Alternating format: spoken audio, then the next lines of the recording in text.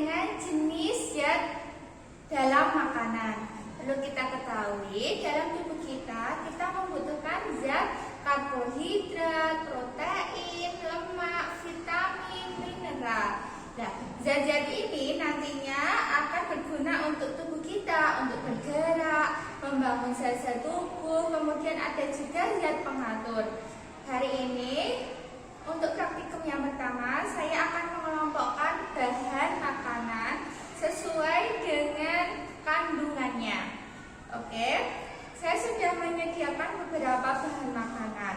Nah, dari sini kita akan mempelajari bahan makanan apa saja yang mengandung karbohidrat. Karbohidrat sendiri berfungsi untuk zat tenaga dalam tubuh kita. Di sini saya ada kentang, jagung, biskuit, mie, kemudian ada nasi, dan ada bubur yang terbuat dari gandum. Untuk zat pembangun, sebagai contohnya itu adalah protein, saya mengelompokkan sebagai contohnya adalah telur, kemudian ada tempe, kemudian ada kacang-kacangan, ini juga ada protein, ada lemaknya. Kemudian ada susu dan keju. Untuk yang ketiga yaitu lemak. Lemak di sini saya ada minyak, kemudian santan, kemudian ayam, kacang-kacangan. Nah, di sini beberapa yang sudah ada. Lemak sendiri berfungsi sebagai sumber energi juga. Biasanya juga terdapat pada daging-dagingan seperti daging sapi, daging ayam. Kemudian untuk zat pengatur yaitu berupa vitamin dan air. Di sini saya menyediakan beberapa untuk menu. Yang pertama itu sayur-sayuran, daun-daun. Kemudian ada buah mangga, pisang, timun, tomat, apel, semangka, pepaya, dan air sebagai zat pelarut. Setelah kita kelompokkan seperti ini, kita bisa menyusunnya mana yang termasuk karbohidrat, protein, lemak, ataupun vitamin atau zat pengatur. Dari beberapa menu ini nantinya kita bisa mengatur menjadi menu yang sehat, yaitu 4 sehat, 5 sempurna.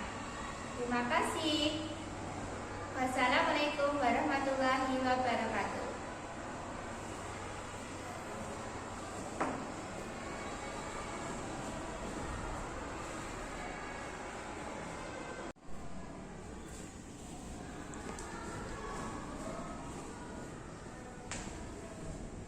Assalamualaikum warahmatullahi wabarakatuh. Oke, kita lanjutkan untuk praktikum yang kedua, yaitu pengelompokan sayur mayur.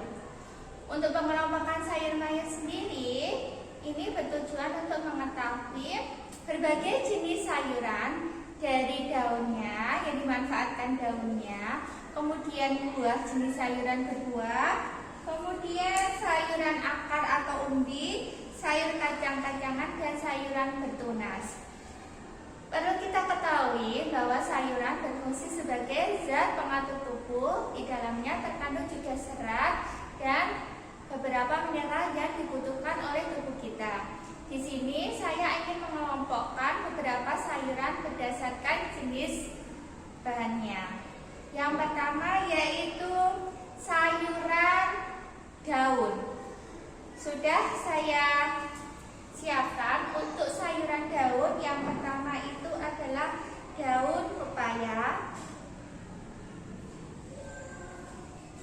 kemudian sawi, kubis, kemudian sawi jenis sawi putih, daun bawang dan daun seledri. Kemudian ini daun lom, biasanya buat kelinci.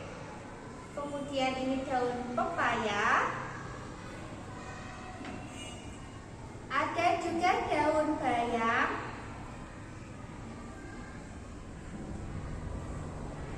Kemudian di sini juga ada beberapa daun ini keningit. Nah, dari beberapa kelompok ini bisa dilihat bahwa pengelompokan sayur itu yang dimanfaatkan adalah pada daunnya. Ini juga ada satu lagi, itu lembayung. Nah, untuk yang kedua yaitu pengelompokan berdasarkan sayuran buah yang dimanfaatkan itu berupa buahnya. Di sini saya sudah menyiapkan timun, kemudian labu, kemudian ada cabai, tomat, dan petai. Untuk selanjutnya sayuran yang berasal dari umbi, yaitu ada kentang, wortel. Kemudian ada juga sayuran berupa kacang-kacangan, yaitu ada kacang tanah, buncis, ada juga jagung. Dan yang terakhir yaitu sayuran yang dari sayuran tunas berupa toge. Dari pemanfaatan pengelompokan ini kita jadi mengetahui bahwa sayuran itu dari suatu tumbuhan pemanfaatnya berbeda-beda. Ada yang dimanfaatkan dari daunnya, kemudian dari buahnya, umbi, tunas, ataupun dari bijinya. Semoga kalau kita sudah mengetahui pengelompokan sayuran bisa menjadi bekal kita untuk menyusun makanan 4 sehat 5 sempurna. Terima kasih. Wassalamualaikum warahmatullahi wabarakatuh.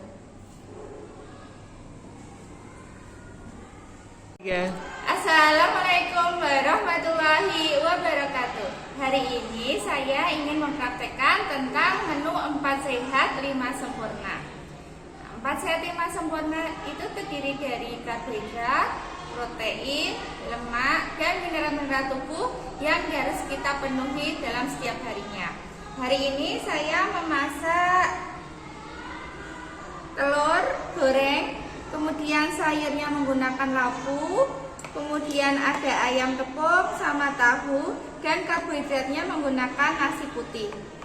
Selanjutnya untuk buah dan sayurannya saya akan memakan atau mempraktekkan ini. Untuk menunya adalah semangka dan mangga.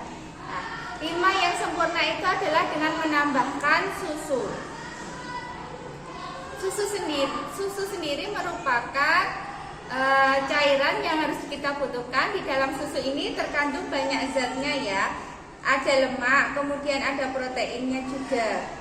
Nah, ini juga mengandung vitamin-vitamin yang dibutuhkan oleh tubuh kita. Dan tidak lupa kita harus memenuhi asupan kita terhadap air mineral atau air putih. Sebagai contohnya untuk telur goreng sendiri, kalau kita goreng berarti ada protein dan ada lemaknya ya. Karena di dalam telur goreng itu ada minyaknya. Minyak sendiri mengandung lemak. Yang kedua itu adalah sayur labu. Sayur labu ini saya masak tumis. Nah, di sini sayur labu menggunakan juga minyak. Jadi sayur labu ini ada minyaknya juga, ada kandungan seratnya juga yang dibutuhkan oleh tubuh kita. Selanjutnya ini adalah ayam goreng. Ayam goreng juga sangat bergizi untuk kebutuhan kita, terutama sumber protein hewani. Di sini juga digoreng menggunakan minyak sebagai sumber lemaknya, dan tahu sebagai sumber makanan protein nabati yang terbuat ya ini tahu dari kedelai. Selanjutnya sumber karbohidrat kita menggunakan nasi putih. Nah, ini sebagai salah satu menu 4 sehat 5 sempurna.